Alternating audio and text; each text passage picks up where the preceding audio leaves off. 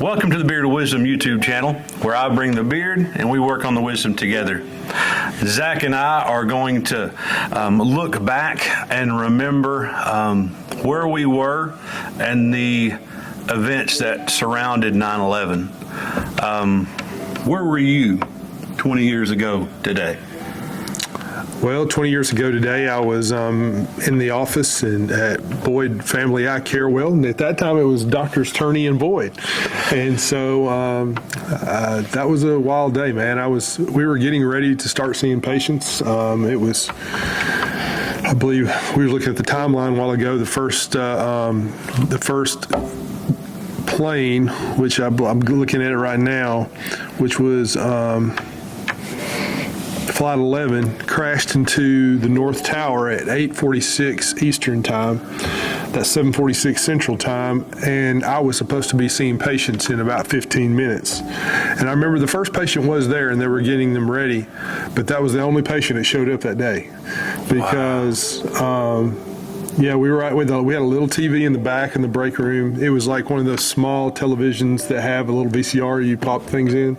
And we had cable television. We only got like a few channels, but we sat there just glued to it. And I remember watching the report of that first plane hitting that tower. I didn't see it hit it because I don't think anybody saw it on the news. We saw replays of it. But then we're sitting there, and then just at like a little bit after 9 o'clock, which I see, looking at the timeline here at 9:03, which would have been 8:03 our time, is when that second plane hit that tower. And I was like, I don't know who was in the room with me at the time. I know Dr. Turney was. And I remember going, Dr. Turney, this is not an accident. Because everybody thought the first one was probably a small plane, a Cessna, or some kind of just somebody doing something stupid. They fell asleep, had a heart attack or something like that. And they flew into the Trade Center. And then boom, that second one hits. You're like, no, this is a terrorist attack. And I think everybody in the nation probably said that at that point. And then everything changed from then on out. How old were you? I was 30 years old. I was going to be 31 that year. I was 16. That would make I was a sophomore. We were in first period. Sequatchie County High School. We both grew up in Dunlap, Tennessee. He went to Sequatchie County High School too. But I was in Sequatchie County High School in Scott Maddox. What would that have been? That would have been algebra class. And the principal, Tommy Lane, came in and said that a plane hit the World Trade Center.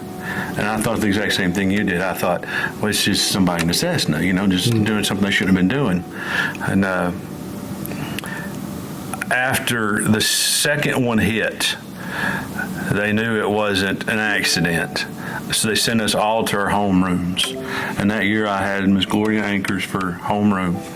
And I remember sitting in her room watching the video of the second plane hitting. And even then, I thought, okay, this is bad. There's people that have passed away, that. But we can fix it, it's just holes. And when did it collapse? I remember I was still in her class. I think we stayed in homeroom the rest of the day. Let's see here. I was sitting. We were all just watching TV. They told us that this was history. The South Tower collapsed in 10 seconds after burning for 56 minutes at 9:59 a.m., which was 8:59 a.m. our time. I was sitting in her class when the first tower fell. 800 people died in that tower. I'll never forget that. I'll never forget that feeling. I mean, Miss Anchors literally told us, she said, the world has changed, and she was right. Oh, yeah. Everybody knew it, too. We didn't know just exactly how much it had changed, but it had definitely changed. I remember calling Lori, my wife, Lori, that day, and she was home because she, at that time, only worked part-time. She was working at that time for two doctors in Cookeville. She'd kind of cut back because we just had a baby. Emily was born in 2001, my daughter. Wow. And so she was 9 months old. And so I remember me calling Lori, said, Lori, you may want to get Emily, put her in the car, and y'all go get gas and put it in the car. Because, they're shutting everything down. I guarantee you they're shutting everything down. And I think I remember that I think there was a run on gas. There was. And just all kinds of things because everybody was kind of in panic mode at that point in time.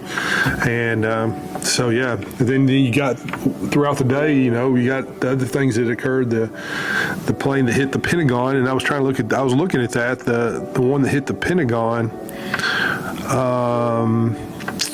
Let's see, that was the South Tower. Flight 175 was in the South Tower. President Bush learned at 9:05 a.m. If I remember correctly, he was speaking somewhere, I think to children. He was reading or something? he was in a school in Florida. And he was I remember, I don't know the name of the dude who came up and talked to him and whispered in his ear, and you could see in his eyes, like, okay, he was very calm. He stayed pretty calm, but it was like, okay. So, you can tell his mind went away at that moment from these kids. He tried his best, but how could you? At that point in time. But, God put him in that place at that point in time for a reason. And, so anyway, but that was, Flight 77 at 9:37 then crashed into the Pentagon. So, okay. Yeah, and hit the outer ring of the Pentagon. When did Flight 93? Flight 93. I thought it was before the Pentagon. Actually, Flight 93. Which was that story. I wish they'd make a movie about that or something. That was probably still too fresh, even 20 years from now. But that's the one where they took the plane back over. The passengers did. The let's roll. Yeah, and crashed the plane into a field in Pennsylvania. Yeah, they thought that one was headed to the White House. Yeah, they thought that one's either going to the Capitol or the White House. So ain't no telling how many lives they saved that day by those guys taking that plane back over and crashing it into the ground. I can remember they would not let us leave school early. They were afraid that just what would happen. So I left as soon as I could. My dad was sitting in the parking lot of the high school, and he told me to go fill up my car, to go get my mother's car, and we had another car at the house to go fill up it. And at the gas stations in Dunlap, there was people with milk jugs, with garbage cans, and there was only one gas station in town that had gas when I went to fill up. Wow. And they ran out before the day was over. And we came home, and we stayed home. I remember the next day was a Wednesday. Yeah, this was on Tuesday. I can remember Wednesday. The church that we went to growing up, for Wednesday evening service, there was so many people that came. We had to put chairs in the aisles just to hold the people that were coming to church. Yeah, I remember the church being very full here too. The church obviously we go to now is called Cumberland Homesteads Baptist Church. That's actually where we're sitting right now. But I remember the aisles being full and people just being there, just seeking some kind of peace or hope or comfort. I think comfort would probably be the word that they're looking for. People were scared. People, I don't think people are still scared over what could happen, because we know that we're, at that point in time, the United States had never been attacked on its own soil. And then at that point in time, it was just like, okay, we're vulnerable. Well, Continental, Pearl Harbor. Yeah, Pearl Harbor. That's true. Yeah. This is the only one Continental. Yeah. But, you were talking about God put President Bush there on purpose. You take politics out of it. He did as well as anybody could do there. He did above and beyond. We talked about this before, so I say you'll know the answer to this. After they grounded the planes, the only plane that flew that day? I do, because you told me. Yeah. Air Force One. Yeah. Air Force One went to pick up Billy Graham and brought them back to the Capitol. I can remember hearing him speak. His voice was always a voice of comfort for our country. Oh, yeah. Yeah. I forgot how many presidents he had been involved with throughout the years. Didn't matter what party, didn't matter the politics of it. Found out later after his death, and that he even ministered to, in huge ways, to people we weren't even aware of, like foreign dignitaries and queens and kings. And what has, in your opinion, has changed most since 9/11? Well, probably the biggest thing that really dramatically changed in a practical sense was the way we traveled. Yeah. Because, from that point on, I mean, it was so much more strict. The airlines were much more strict on how things were investigated and allowed into airports and on planes. I think one of the things that President Bush did was the way the CIA and the FBI collaborated. It was they were actually not collaborating well, and there's actually evidence, they say, that the two had information had come into the country of these hijackers, and then somebody dropped the ball. I think it's well documented now that somebody dropped the ball that didn't get over into the right hands and to where they could have stopped the bombing. Yeah.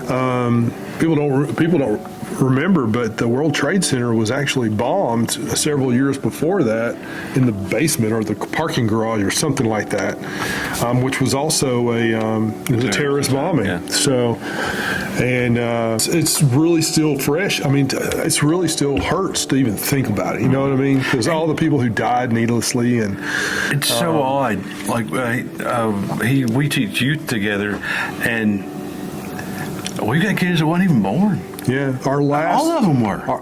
none of the kids we have now No, were they even have born. no memory of our Yeah. country before 9/11. The class that just graduated was my son's class. Yeah. He was 18 years old, and he was born in 2003, and so they had heard all about it. They had, That's- it's been taught in school all their lives. And even Emily, who was only 9 months old, I mean, she doesn't No, she really didn't remember, remember it. But yeah, It's so sad that they don't know our country before 9/11. I mean, there's been good things. It seems like after 9/11, well, no, it seemed like it was, like our country came together. There's a sense of patriotism. The word hero transferred from superheroes to firefighters, soldiers, police officers, where it should be. I remember going to New York City with my son on his 8th grade trip, and everybody wanted to buy either a New York City Police Department T-shirt or New York City Fire Department T-shirt. That's what they wanted, and so because that's that was kind of like, hey, these are the guys who were the heroes of that day, and they were, man. There's a lot of those guys that were in that tower still when that thing come down, was still trying to get those people out of there. They didn't evacuate them. They knew that thing was probably going to be coming down, and then That is the definition of a hero. Yeah. When you see a need, you have that irresistible urge to meet that need. And they've interviewed some of those guys that have, that survived that day. And they would ask, why in the world would you run in as hundreds of people are running out? And every time I've ever heard anybody ask that question of any hero, soldier, is somebody had to. Like they've always answered with somebody had to. There was a need, and the Lord just gave them that irresistible urge to meet that need. And there was a lot of people, a lot of families who lost their fathers that day and their mothers, and a lot of those guys were heroes that had gone in there. And there's one story I heard of a lady. She was I saw this video about this. So she was an advocate for those with disabilities, and she was up on one of the floors, and one of the guys in the Marriott there in the World Trade Center tower knew he was taking care of them. And so that day when the first tower got hit, the place is on fire, smoke's billowing everywhere, all the elevators were shut down. They were completely shut down because when the emergency thing come on, emergency system went in effect, it shuts the elevators down. You had to evacuate by the stairway. Yeah. And so, but the freight elevator still worked. So he took the freight elevator up to her floor and they were in panic mode, and one of them was ready to go and the other one didn't want to leave. He got them both on the freight elevator and got them out of there. And as soon as he got them out, that's when the tower collapsed. And so, I mean, this guy was just like a bellman or something, there in the tower. And just a lot of people, he didn't have to go back up there and check on them. He could have ran for, the Hudson River, but he didn't. He went back up there and tried to do his job and and sacrificed, what potentially could have been his life. Now, he made it out, but there was a lot of guys that didn't. So We, for my senior trip in 2003, or in 2002, anyway, we went to New York City, so it was still in rough shape. I can remember one of the places, the memorial wasn't there. There was still a lot of cleanup. One of the places we did go was a chapel, a church. I can't remember the name of it. But it was the only building in close proximity to Ground Zero that survived. And because of its proximity to Ground Zero, it became a hub of those that are helping.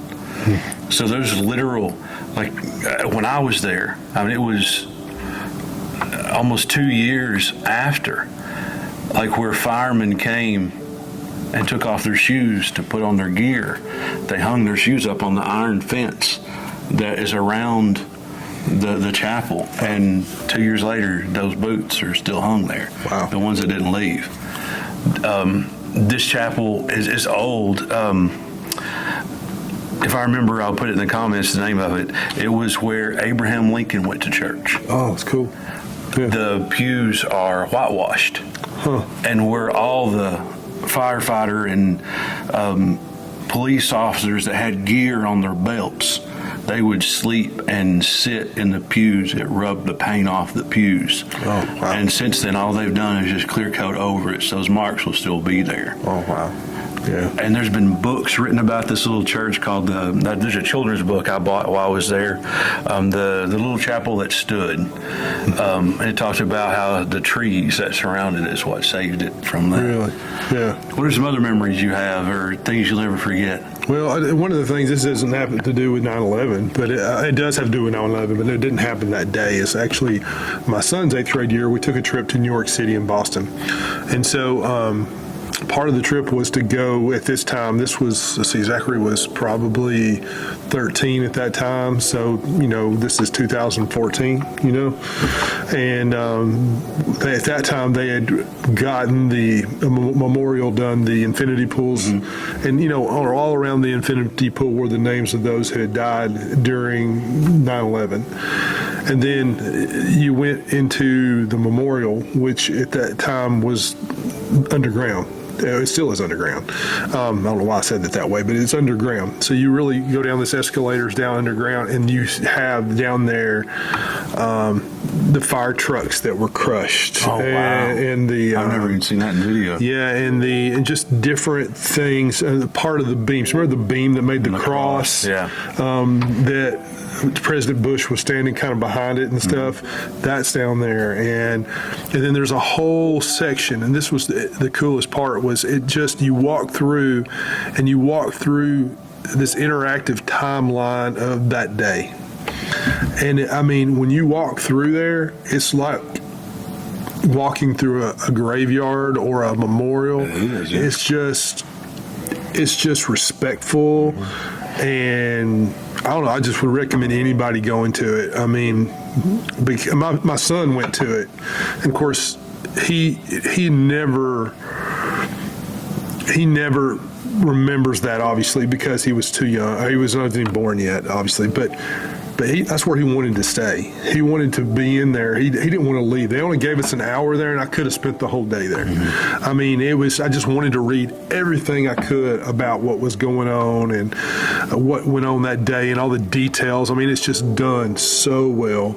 And but we only got to be. When they told us we had to leave, it's like, oh man, really? Yeah. So, but it's. If anybody gets a chance to go to that, I would highly recommend it. But it's very, very well done. You can tell just obviously the amount of heart that went into it. New York City did it right. And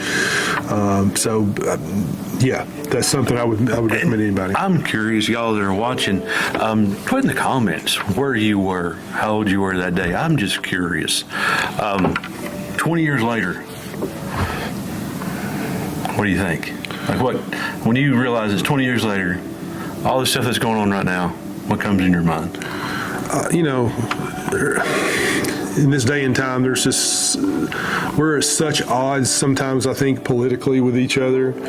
And the difference I see there in between now and that day is we were unified at that point in time. We were, okay? Yeah. And we were unified because we had a common enemy and a common goal to get back to living. And we all were looking to something greater, I felt there were so many of us on our knees and praying for our country. And, and the Bible speaks about if we will,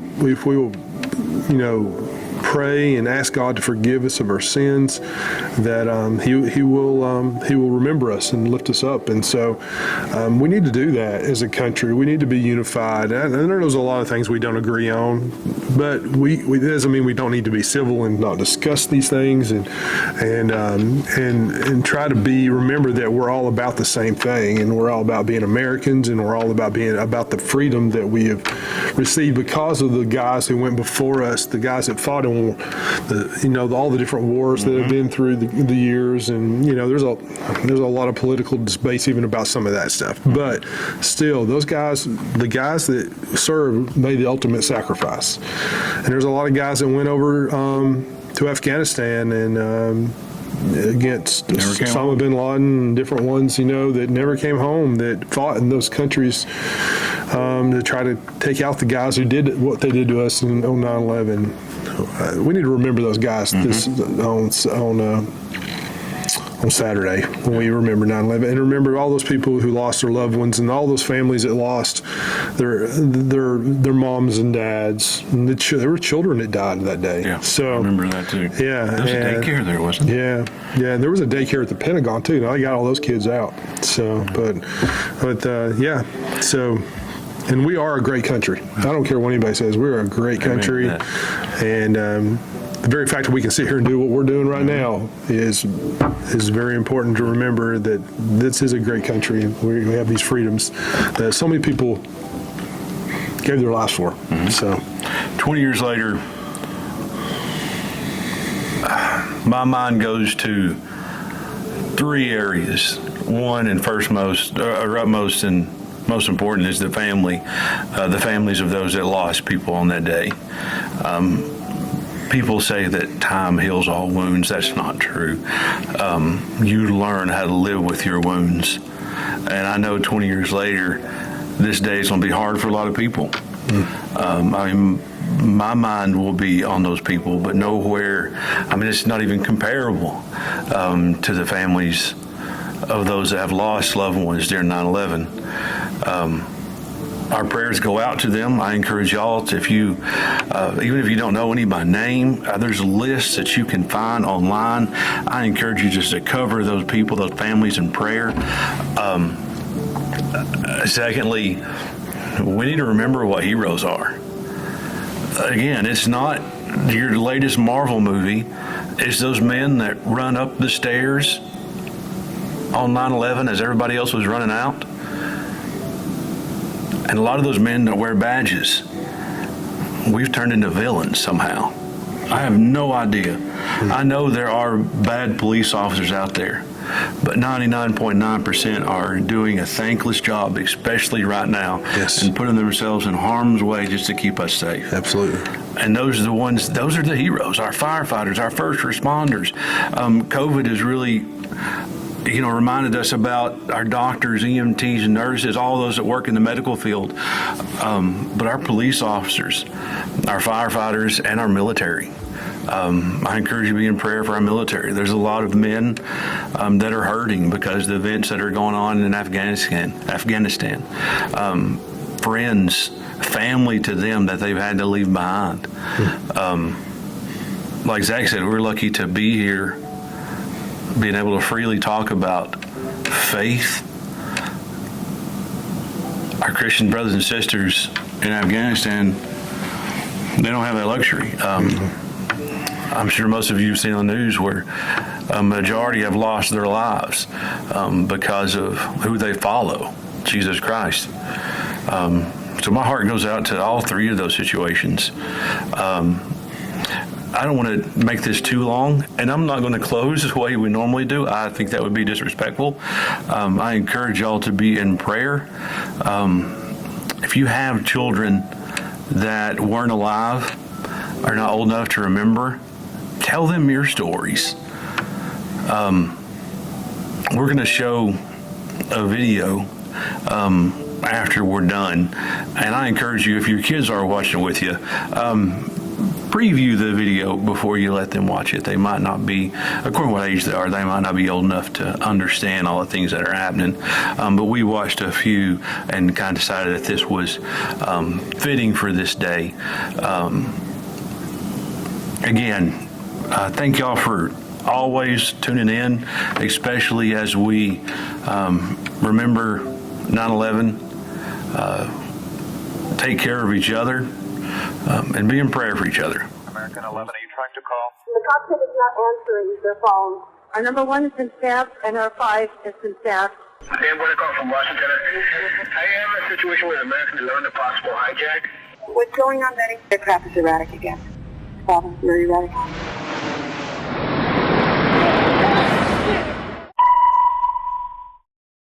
Betty, talk to me. Betty, are you there? Betty? Betty? A plane just What? the 737. What? Like the World Trade Who are you Center. talking to? Oh God. Oh my God.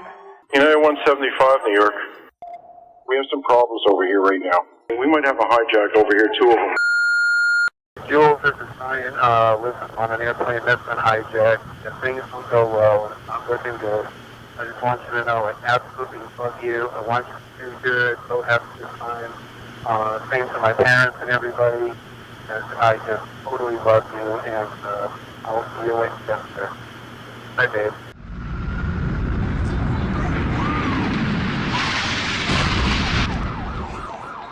What are those people going to do? All the elevators are blocked out. Oh my God. So both towers are now.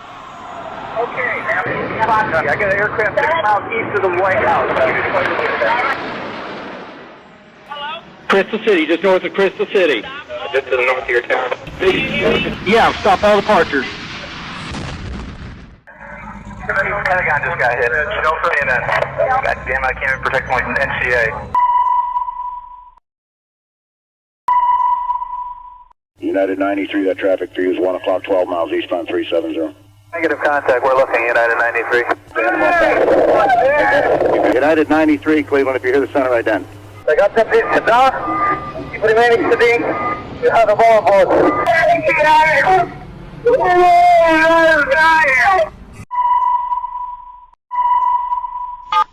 Tuesday, 9:47 a.m. Hi, baby. Baby, you have to listen to me carefully. I'm on a plane that's been hijacked. I'm on the plane. I'm calling from the plane. I want to tell you I love you. Please tell my children that I love them very much. And I'm so sorry, babe. I hope to be able to see your face again, baby. I love you. Bye.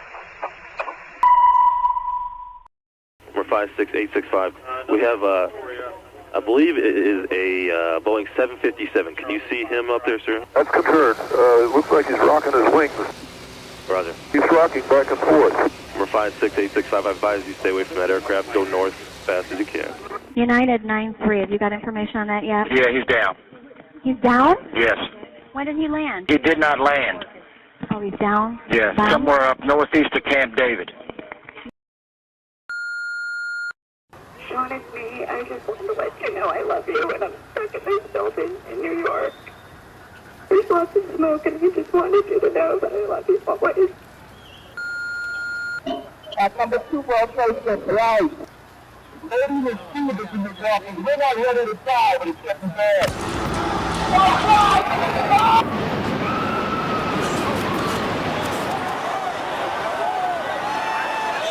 I'm on the I'm gonna die, aren't I? No.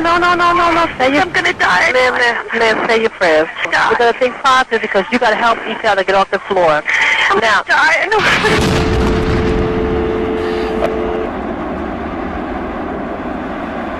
New type of war. That's what it is.